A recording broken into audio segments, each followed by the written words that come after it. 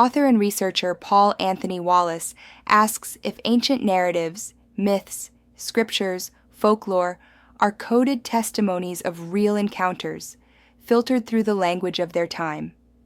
Names change, the phenomenon persists. Through that lens, Kirk's fair folk are not bedtime sprites. They're a translation. Changelings, another translation. Hybrid children, the modern translation. Different dialects of the same message. We were here. We interacted. We took, and we left something behind.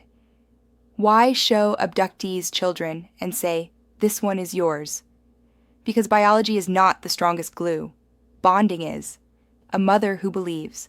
A father who recognizes a mouth, a gaze, a tiny scar mirrored from their own cheek. If you can make a human care, you don't need chains. And in the old world, the fair folk left something behind too. Silent infants who didn't thrive. Children who stared too intently at the hearth. Bodies that seemed elsewhere. Whether those were illnesses we didn't yet understand, or something other, we can't say. But the pattern is the same. Grief refashioned into story. Story refashioned into warning. Here's the most disturbing possibility, and I want you to really sit with it. The fair folk were never banished. The Greys never arrived. The children never began. They are continuous, a single phenomenon optimized for different eras. When we feared forests and mounds, they wore the green. When we fear labs and needles, they wear the gray. And when we need reassurance, they send the beautiful child who looks almost like us. If that's true, then we haven't been invaded. We've been accompanied, escorted through history by something that prefers thresholds, dusk, doorways, dreams, and nursery rooms. If this is a program, who authorized it? If it's integration, what's the end state? If it's survival, what went wrong on their side? And why must our children pay the price?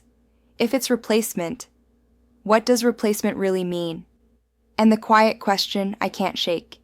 If they wanted to be fully seen, they would be. So why do they choose the half seen? Why exist in just enough light to sculpt belief, and just enough dark to melt accountability? 3 masks. One face we can't quite resolve. Fair folk, greys, hybrid children, 3 dialects of the same whisper.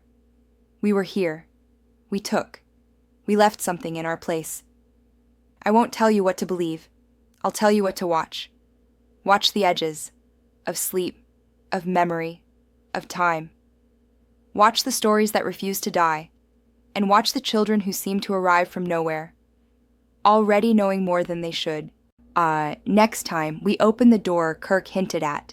The hidden commonwealth itself. If there is a realm beside ours, what happens when it overlaps? And something steps through.